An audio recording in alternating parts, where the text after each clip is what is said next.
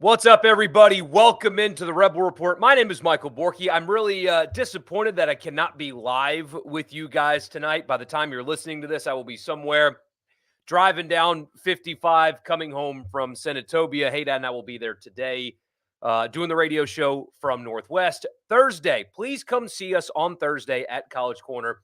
It was a massive success last year. A lot of you guys came out and saw us. I hope you do it again. So come see us at the College Corner in Oxford on Thursday, 3 to 6, doing the radio show. Hope to see you there. Again, disappointed I'm not live with you guys tonight, but we have a lot to talk about. Lane Kiffin spoke with the media yesterday. I've got 6 clips for you.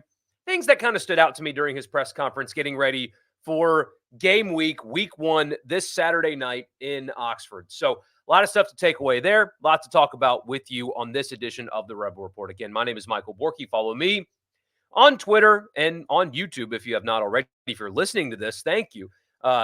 Subscribe to the YouTube channel. Just search my name, subscribe there. If you're watching on YouTube, leave a like and a comment. And don't forget to subscribe to the podcast. Double up. I want all of you to double up. If you're watching on YouTube, subscribe to the podcast. If you're listening to the podcast, subscribe on YouTube. And, of course, leave a rating and a review. This edition of the Rebel Report is presented by the Gregory Law Firm. Sometimes, unfortunately, in life, injuries are unavoidable. It just happens to us sometimes. If you have been personally injured, or you may have like small business legal stuff that you need help with, or contract disputes, DJ Gregory of the Gregory Law Firm has got you covered. He's in Saltillo, Mississippi, but if you're in Mississippi, he can help you out. Here's the phone number, 662-397-9799, 662-397-9799. Don't delay. Call DJ today, the Gregory Law Firm, presenting the Rebel Report. So a few things from the press conference yesterday. Lane Kiffin, I'm not going to play it for you. He did talk a little bit about their mock game and how, he likes where they are. He liked how they looked up front, blah, blah, blah, blah, blah, right? They had a mock game. It was just to go through like game day rehearsal, which was really interesting, by the way, when you consider that a lot of these guys have never played at Ole Miss before. And it's little things like their stretching routine and the tunnel and like how they take the field and all those things. Although like Walter Nolan's played a lot of football, for example, Juice Wells has played a lot of football. They haven't done it at Ole Miss. And there's a certain way that every school does things. And so even though you've got veteran guys like that on your team, they still need to, kind of understand what it's like to just go through game day while at Ole Miss. So that's kind of what they did on Saturday. He did talk about Furman a little bit. Called them really well coached, and they are. Called them really tough. Referenced the 14 all score last year at South Carolina until Furman got a little bit overwhelmed. Look, you guys know me. You know I love Furman. Got the poster hanging on the wall. I've been trying to get my dad to dig up old pictures of he and I from Furman games to share with you guys, but he has not been able to find them just yet. They're near and dear to my heart.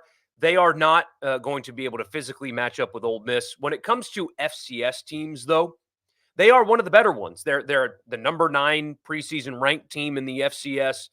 They should have beaten Montana in the playoffs last year, but they did win a playoff game to get to that point. Should have won that game.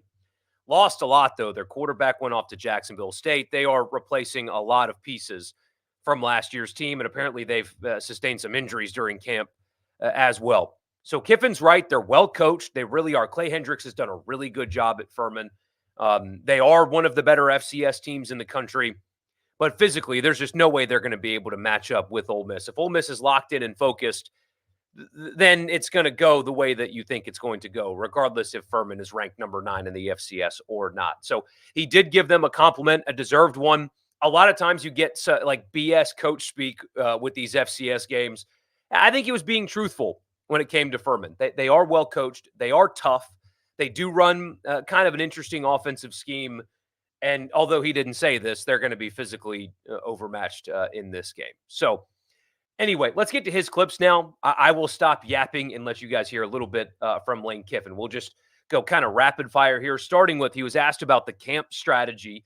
We've talked about that before, going a little bit lighter in the preseason like the NFL does. Because, they play 17 games. They're soon going to play 18 games. And Ole Miss expects to play 16 games. And the strategy is also aided by the fact that they get to open with Furman in Middle Tennessee. But still, Kiffin was asked about it now that camp is over, what he thinks about said strategy, and here is what he had to say about that. Yeah, we did. I don't know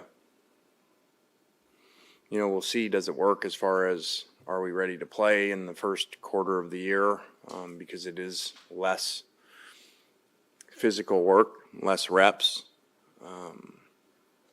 than our traditional style. So with anything, there's a cost and benefit. So hopefully we've been able to take advantage of the mental, walkthroughs in place of them, in place of the practices. And outside of a receiver, I think it's paid off health-wise.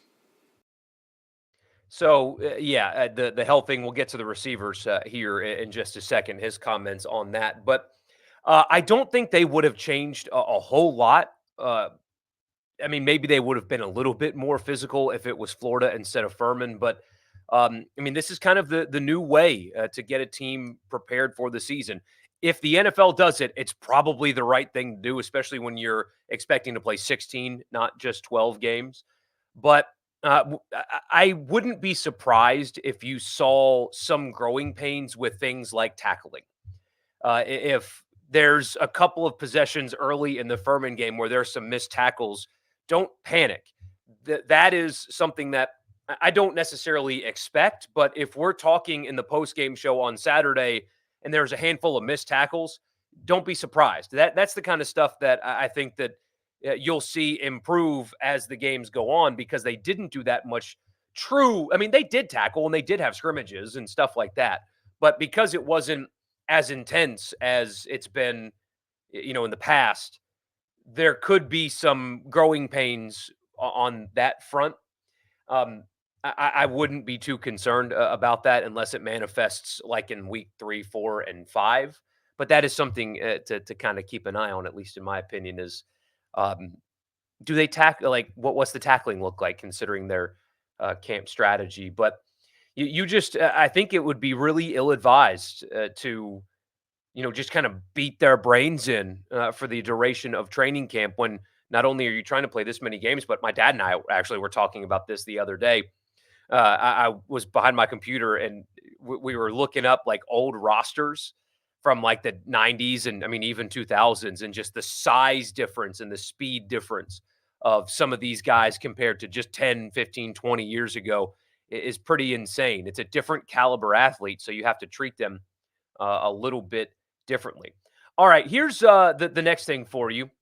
I'm going to kind of play these back to back because they're very similar. But this, he was asked about his brother, Chris Kiffin, joining the staff, and here's what he had to say about that.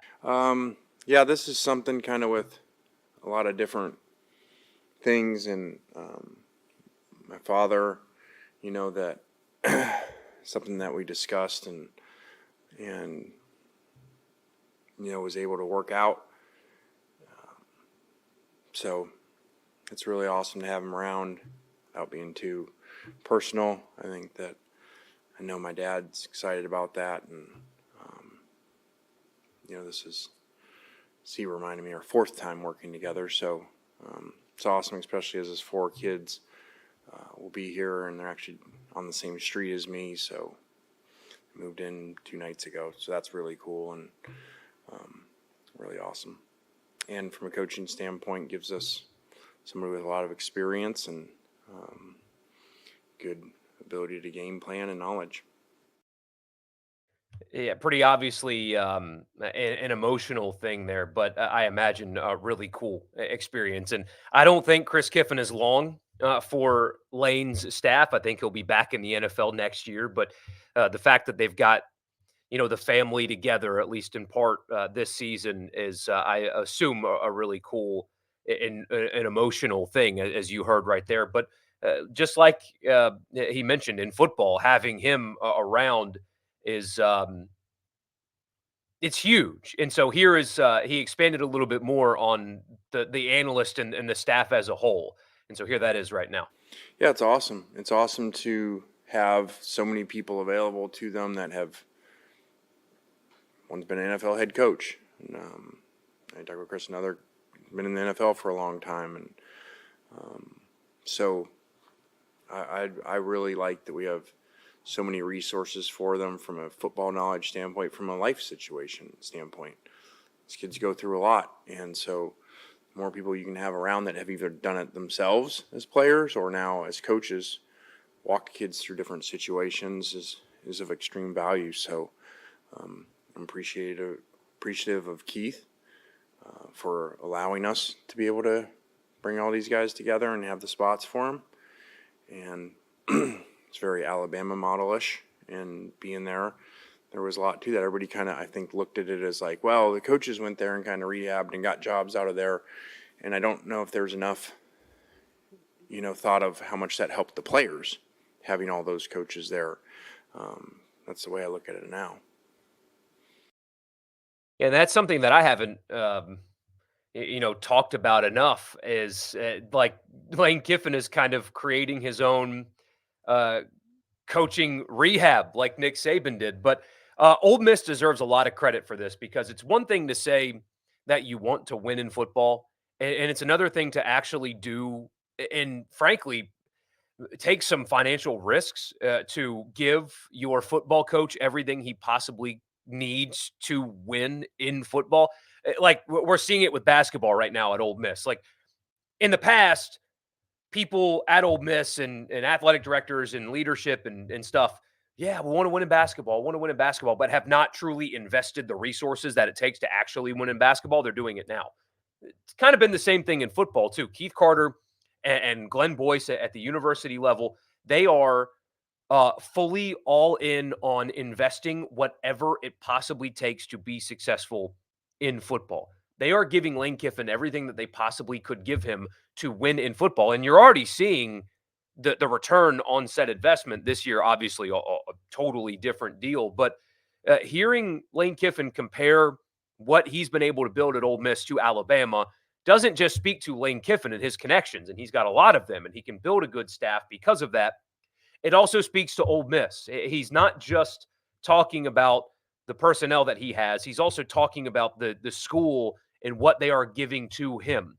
Ole Miss administrations of the past would not have given the resources to build a staff like this one has for Lane Kiffin. And I mean, as you heard me say on the last live stream, among the analysts, I am most curious about the impact that Joe Judge has, because Ole Miss needs to be better in the return game than they have been.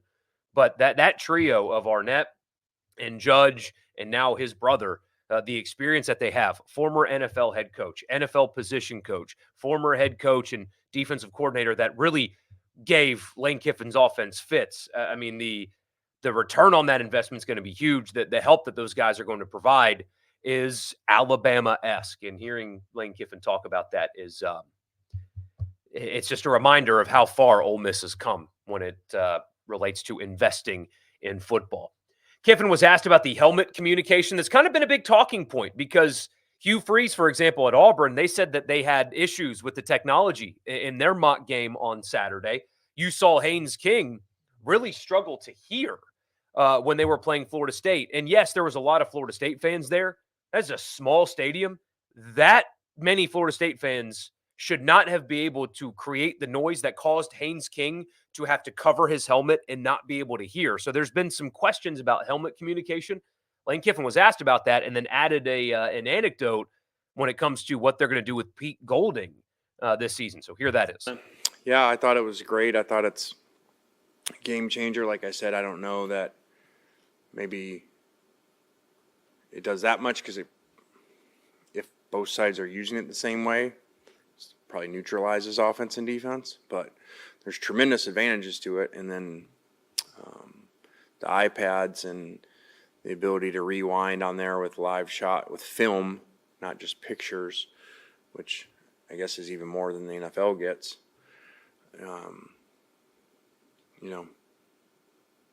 Kind of made between series and other series like a lot of work to do and a lot of information. So I think just getting used to that. It's part of why we've also put Pete in the press box. I think that the value of the coordinator in the press box now moves up because he has access to so much information up there, and to look at it calmly and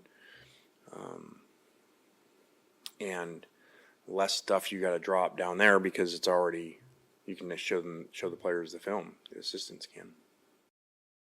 So that's interesting on a few fronts. One, that they seem to be not walking back the advantage that the helmet communication gives them, but it's like, the other side is going to have it too. But um, the technology available to them is fascinating because, like you said, it's more than the NFL. They get access to actual video, and because there's so much, like a sensory overload of information, they're going to start with Pete Golding up in the box, and he's always been, as I understand it, an on-field defensive coordinator. But having that access to technology, and instead of having him in more of like a chaotic environment, he can be in, not a climate controlled, but in the booth where you can have, multiple screens that you're not having to hold up, and you don't have crowd noise bothering you and other things, that you can really focus on reviewing the film. And of course, they have direct communication to the sidelines with their players anyway. But hearing that they think it might be easier to digest all of that for Pete up in the booth as opposed to on the sidelines is definitely an interesting new angle to how they're approaching the start of the season. Doesn't mean he'll always be up there, but the fact that they have what they're referring to as like a sensory overload is a good thing, especially, or is an interesting thing. But when I think of Pete Golding and Lane Kiffin, especially. Um, Pete's a really good recruiter, and he's done really good things recruiting wise. But when you hear somebody like Nick Saban and people that have worked with him talk about him, they call him like a savant, and that's the same thing for Lane Kiffin. They have a coaching advantage in the X's and O's department. So having guys like that are in their positions, not because, like, you see it all the time where DCs get hired because they're recruiters. It's happened at Ole Miss before. Um, where maybe there are better offensive or defensive minds out there, but not the ones calling their offenses and defenses. Ole Miss doesn't have that problem. They've got some pretty brilliant football minds, and having the increased access to technology and information could possibly increase their advantage that they have as coaches. Maybe not something to keep an eye on. Last couple of things for you. Here is a very simple question and kind of a short but interesting answer. Lane Kiffin on what he can learn on Saturday. A lot. I mean, um, all areas of it. Got new defensive players, got a mixture of different offensive linemen, got these receiver injuries to work through, and um, had an elite running back that had majority of carries last 2 years, and so there's a lot of stuff that look forward to seeing. Finally referred to Quinshawn as elite. That was an interesting little word that he used there describing Quinshawn. The running back position is something that I'm going to be watching very closely over the first 4 weeks because, yes, it's Furman in Middle Tennessee, and these guys have done it against better teams, but it sounded like maybe he's not concerned, but he might be.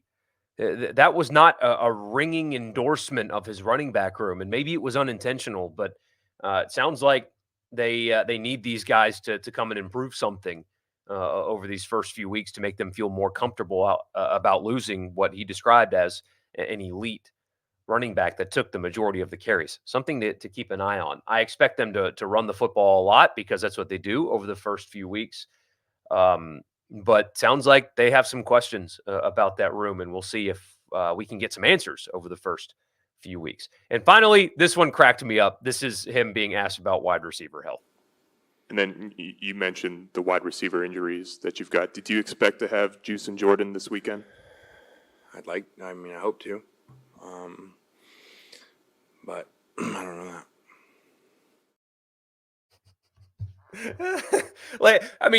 Lane Kiffin could have a player that on the field, like, loses a leg, like, just gets taken away from him somehow, and he will in a press conference say, we hope he plays. I swear he'll do that. But obviously, talking about Watkins and Wells, we talked about Juice Wells participating in the mock game. Watkins is nursing, I believe, a hamstring injury. If this wasn't Furman, I think what they do on Saturday would be different. I don't expect there to be any long-term anything with either one of them. This is a good opportunity, as we've talked about, for Caden Lee and Aiden Williams to show what they're capable of and improve their reliability. If Watkins doesn't play, I don't think you should be overly concerned. I think they're going to be cautious because they know exactly what he is. He and Jackson have obviously very good rapport. He knows the offense, all that. Wouldn't be worried about him at all. They have been very cautious with Juice, but it sounds like, again, if it was um, a more important game, we would be having different conversations about the two of them than we are right now. It's the offensive line injuries that we talked about last live stream that are a little bit more concerning than those two. Although, again, I think Jerquan Scott is going to be back um, maybe even weeks before Kentucky comes to town. Apparently, he's had a great camp, and they're really excited about him. The podcast, by the way, is brought to you in part by Advantage Business Systems. Check them out online. absms.com. Advantage Business Systems has you covered for all of your Mississippi office technology needs. So if you tell them I sent you, by the way, you'll get a complimentary office technology assessment. So you tell them what you need and what your budget is, and they will find a solution for you on me. absms.com for all of your office technology needs. The podcast is also brought to you by Priority One Bank. They make you their priority every single day with their online banking platform. It's a one-stop shop. All you need is an internet connection, and you can do whatever it is that you need to do with your money and not needing multiple apps like I used to at my old bank, because Priority One Bank makes me their priority. Last thing for you, no depth chart. We did not get a depth chart to overanalyze this week. As I told you on the live stream, there is absolutely no reason to read too far into whatever depth chart got released, because I don't think they would spend any time on it. But they didn't release one at all. So, what does that mean? I think it's a portal thing. Frankly, I think it's a two-folded portal thing. They don't want players to look at that and lose focus or attention, and they don't want other schools to look at it and start tampering as they prepare for a season in which they have very lofty goals. So I would like a depth chart because I like looking at them. I understand why they don't. It wouldn't be particularly serious anyway. They're going to play a lot of guys over, especially this first 4 weeks. But no depth chart, so we don't get to overanalyze anything there. So we'll see what it looks like on Saturday. I really wouldn't read too much into the rotations on Saturday either, frankly. But we'll do more of a preview on Thursday's edition. Thank you guys so much for tuning in. Sorry we weren't live today, but hopefully this sufficed in the meantime. We'll see you on Thursday. We'll see you on Friday. We'll see you on Saturday, and we will see you on Sunday. Talk to you then.